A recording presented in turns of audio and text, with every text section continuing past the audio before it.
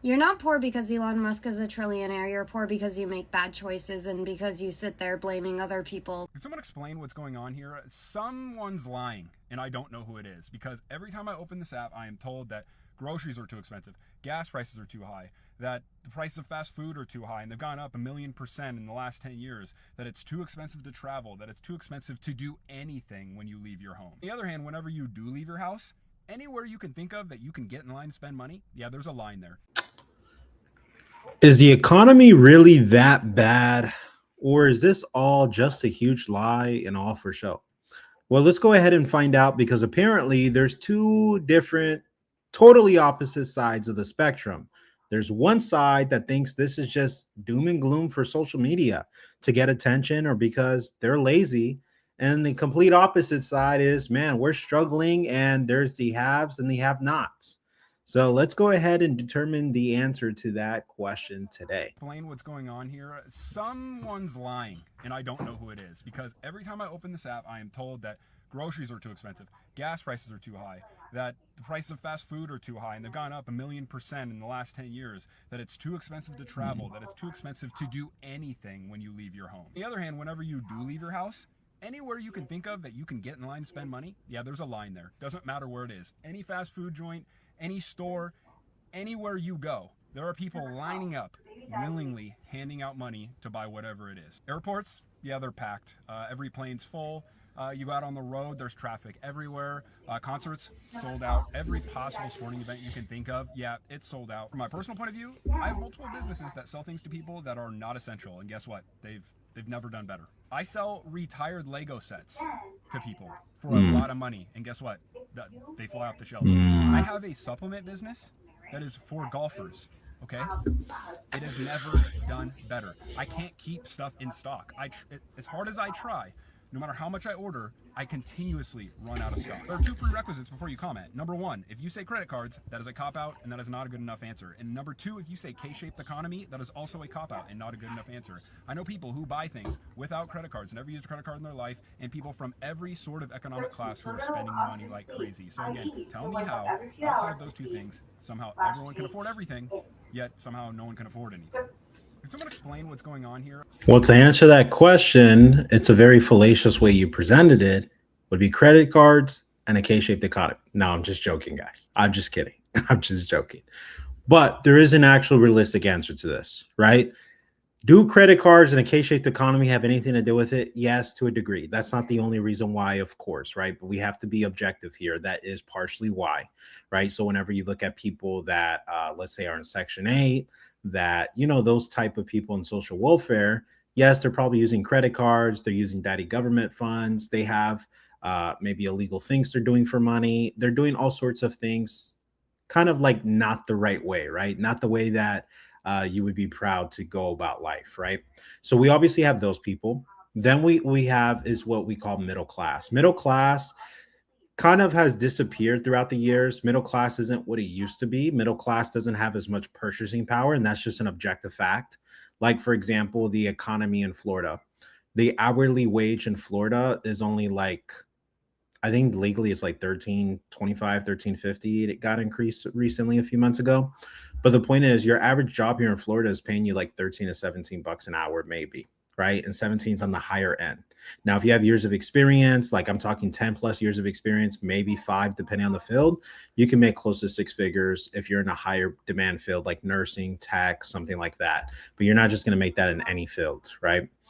And so I use that for perspective here because what he's referring to, and this is something I've learned, is I'm going to be real with you and honest, is that he does have rich clientele because he's literally selling golf related things. So if you have rich clientele, this economy isn't affecting rich people, guys. The economy is affecting poor people. So the poor people are very much feeling it. I don't think that they're lying or being disingenuous. I don't think poor people are being disingenuous. I don't think that rich people are being disingenuous. I just think that both sides are not seeing one another because what's happening is the poor are getting poorer and the rich are getting richer. It's very much true, guys. I mean, if you guys look at a lot of the just the economy, like prices have gone up, but the pay hasn't gone up.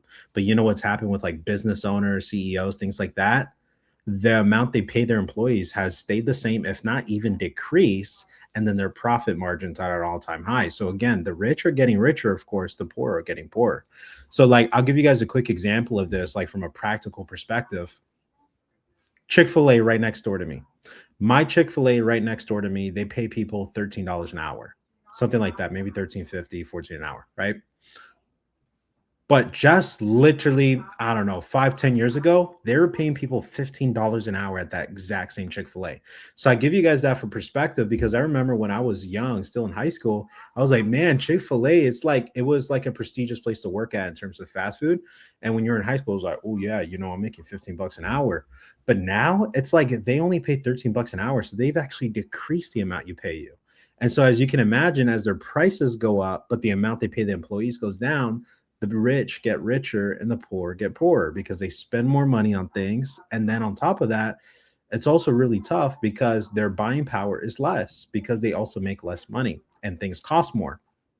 And so what's happening is people really they have this standard of living they're used to, but they compensate for the lack of buying power. So they either get into credit card debt, they spend less, or they just make more money, right? Or they reallocate their budget, which is another option, right? So let's say, for example, I used to spend $100 a month on fast food and I spend $900 on my investment account. Now I'm spending 500 on fast food, 500 on my investment. I decrease the amount towards another allocated part of my budget. That's what's happening, guys, right now. So it's not because people are living good, because people have money. It's that people are not decreasing their quality of life, and they're either compensating with a credit card, reallocating their budget, making more money, whatever the case may be. But yes, we are definitely in an economy where the rich are getting richer and the poor are getting poorer.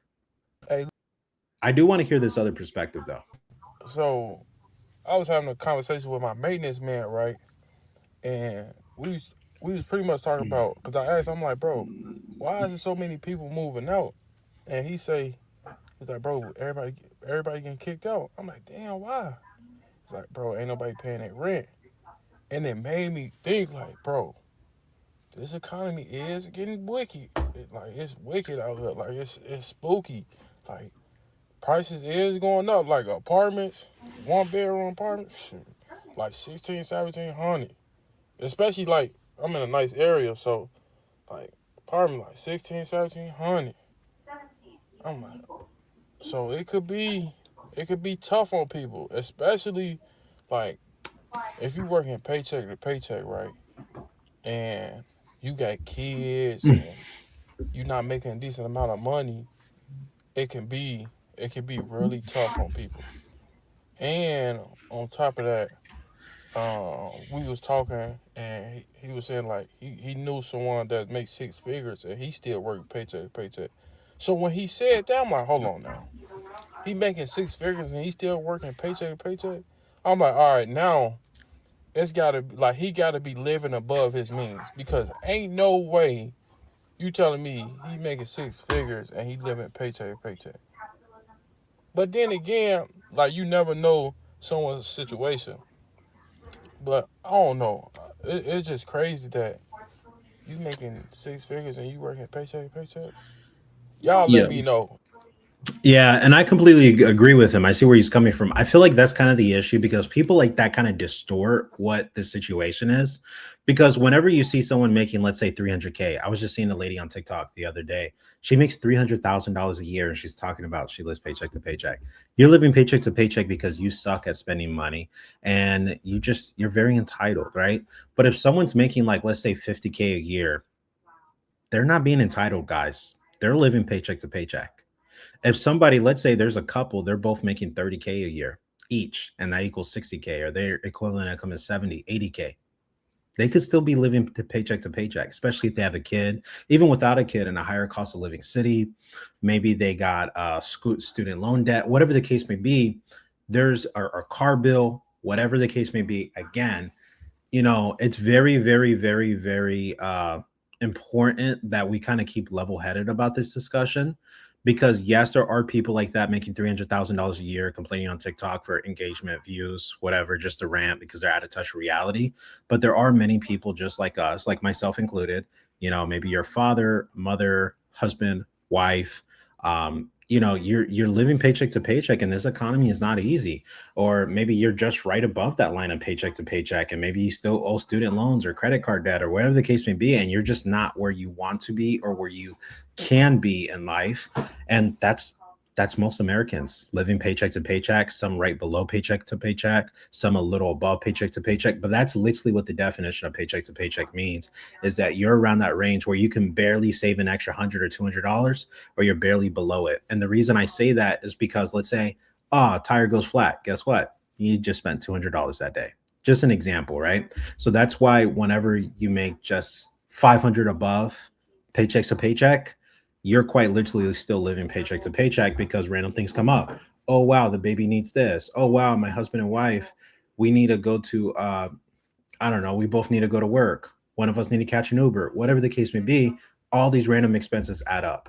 So that's really what's happening, guys, is we got the poors and the riches. And you're either poor or you're rich. The middle class doesn't exist like it used to. I really feel like it's just poor and rich. The rich are getting richer, the poor are getting poorer. And whenever we get further away from each other, I think there's a lack of understanding. The rich began to stop understanding the poor, and the poor began to stop understanding the rich. The further we get away from each other, the less unity there's going to be, and the less understanding there's going to be on both sides. So guys, trust me when I tell you, like when you guys look at Elon Musk, I get it. He's a trillionaire almost, right? I don't know, at least by making this video, he's like $900 billion. And so when you think about it, that's a lot of money. Most people are upset at him. They hate him. I mean, I don't, but a lot of people hate him because they're like, whoa, you could help so many of us in this economy that are getting poorer and poorer and poorer. And while that's true, there's a lot of factors too. Like, I won't lie, a lot of the poor people are poor for a reason.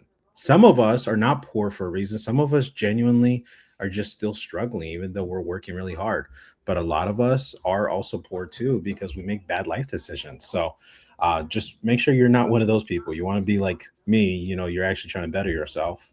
So yeah, guys, I think that there's two realities to the situation. But to say that people are making up the situation, I think that's pretty messed up and disheartening. But I'd love to hear your opinions below. Don't forget to subscribe, like, comment, share, subscribe, turn on notifications, and I hope you guys have a great and blessed day.